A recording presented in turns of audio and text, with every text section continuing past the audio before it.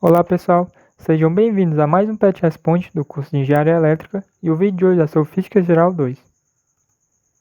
O curso de Física Geral 2 da UFC Campus Sobral usa como livro base o livro Fundamentos de Física, volume 2, dos autores Halliday e Resnick. O assunto desse vídeo será sobre o capítulo 15, que é o capítulo da Lei do Movimento Harmônico Simples. Para falar sobre esse capítulo, eu trouxe a questão número 24 da nona edição do livro e ela é a seguinte. Na figura 15.3, duas molas são ligadas entre si e há um bloco de massa m igual a 0,245 kg, que oscila em um piso sem atrito. As duas molas possuem a constante elástica K igual a 6.430 N por metro. Qual é a frequência das oscilações? Aqui podemos ver a figura 15.33, que foi citada no texto, onde temos um bloco de massa m sendo ligado à parede por duas molas de constante K cada uma, associadas em série. Bem, como a questão está interessada na frequência de oscilações, eu irei definir que a frequência vai ser igual ao inverso do período, portanto, F igual a 1 sobre T. Para o movimento harmônico simples, pela equação 15.3, o período é dado por T igual a 2π vezes a raiz da massa sobre a constante elástica envolvida no movimento harmônico. O valor da massa ele foi dado, que é igual a 0,245 kg, e desse modo basta definir qual seria a constante elástica envolvida na associação entre as duas molas. Para definir essa constante elástica, serão utilizadas as leis de Newton. Bem, digamos que o bloco seja deslocado a uma distância ΔXt para a esquerda. De modo geral, a força que a mola exerce sobre o bloco é dada por F igual a menos Kx vezes K vezes ΔX. Essa força ela é dada no capítulo 5 do primeiro volume do livro do autor Halliday e Resnick, que é o Física Geral 1. Bem, o sinal negativo indica apenas que a mola exerce uma força que se opõe ao movimento do bloco. Se o bloco está sendo deslocado para a esquerda, eu vou ter que a força que a mola exerce sobre o bloco será para a direita, ou seja, contrária ao seu movimento. Com isso, eu vou ter que o módulo da força que a mola exerce sobre o bloco vai ser Ft, que representa a força total que a mola exerce sobre o bloco, é igual a constante elástica Kt, que é a constante elástica da associação entre as duas molas, vezes a diferença de posição do bloco, que vai ser ΔXt, que é o quanto ele vai ser deslocado para a esquerda.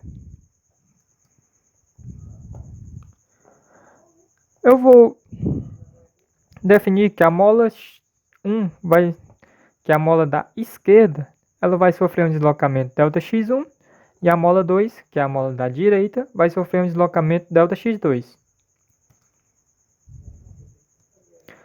Desse modo, eu vou ter que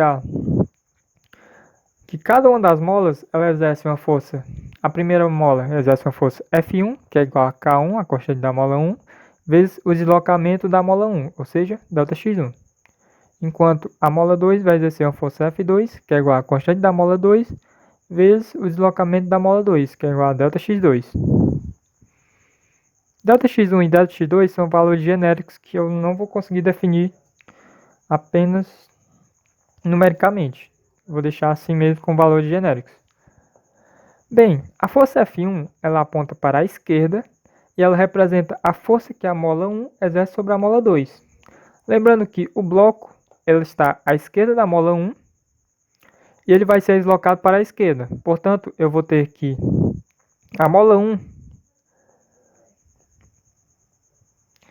vai exercer uma força para a direita no bloco, ou seja, contrária ao seu movimento, mas ao mesmo tempo, como ela vai estar sendo puxada pelo bloco, eu vou ter que ela vai exercer uma força para a esquerda na mola 2. Ou seja, F1 ela aponta para a esquerda e a força que a mola F1 exerce sobre a mola 2. Já para a mola 2, a força F2 ela aponta para a direita ela representa a força que a mola 1, que é a mola da direita, exerce sobre a mola 2, a mola da esquerda. Uma vez que a mola 1 está sendo puxada para a esquerda, eu vou ter que a mola 2 vai exercer uma força contrária ao seu movimento, puxando a mola 1 para a direita. Portanto, a força F2 é para a direita e a força que a mola 1 exerce sobre a mola 2. Essas duas forças elas podem ser um pouco confusas, mas se vocês lerem direitinho o que eu escrevi aqui, vocês vão conseguir entender. Basta analisar a figura e a direção das duas forças. Lembrando que a força que uma mola exerce em um bloco sobre a outra mola, ela vai se opor ao movimento dessa mola ou desse bloco. Além disso, a terceira lei de Newton diz que, quando dois corpos interagem, a força que cada um exerce sobre o outro são iguais em modo e têm sentido oposto. Portanto, uma vez que a mola 1 está exercendo a força sobre a mola 2 e a mola 2 também está exercendo a força sobre a mola 1, pela terceira lei de Newton, eu terei que o módulo dessas duas forças serão iguais. Portanto, eu terei que F1 é igual a F2. F1 é igual a K1 vezes ΔX1 e F2 é igual a K2 vezes ΔX2. Como K1 é igual a K2, que são igual a K, que é 6.430 N por metro, eu posso simplesmente anular esses termos, que estão multiplicando cada um no lado da igualdade, e eu vou obter que ΔX1 vai ser igual a ΔX2. Desse modo, eu vou ter que o deslocamento total do bloco, que é para a esquerda, que foi definido como ΔXT, ele vai ser igual a 2 vezes o deslocamento da mola 1, ou 2 vezes o deslocamento da mola 2, se preferir. Então, com isso, eu vou ter que a força total que a mola exercerá sobre o bloco será igual a constante total da associação das molas vezes 2 vezes o deslocamento da mola 1.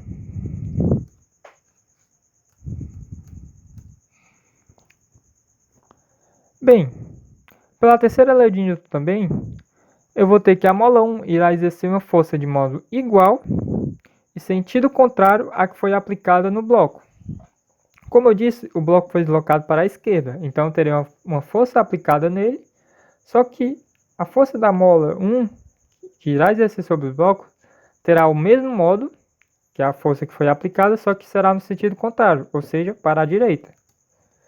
Então eu tenho que a força que foi aplicada, Ft, é igual à força que a mola 1 exerce sobre o bloco.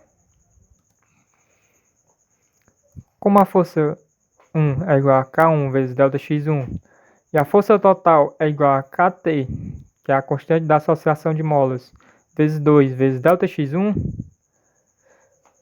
se eu cancelar os termos ΔX1, eu vou ter que a constante da mola 1 ela vai ser igual a 2 vezes a constante da associação de molas. Desse modo, eu vou ter que a constante da associação de molas será a metade da constante da mola K1, que é igual a K. Se eu substituir essa informação na equação do período, eu vou ter que o período é igual a 2 vezes π vezes a raiz.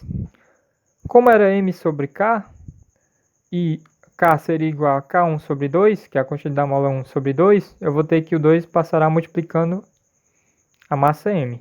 Então eu vou ter essa expressão. Se eu substituir os valores, eu vou ficar que o período será igual a 0,0549 segundos. E a frequência de oscilações, como é a inversa do período, basta eu inverter na calculadora e eu vou ter que a frequência de oscilações será igual a 18,23 Hz. Obrigado por assistir o vídeo até aqui. E se tiver alguma dúvida, é só deixar nos comentários que iremos tentar resolver para vocês. Muito obrigado.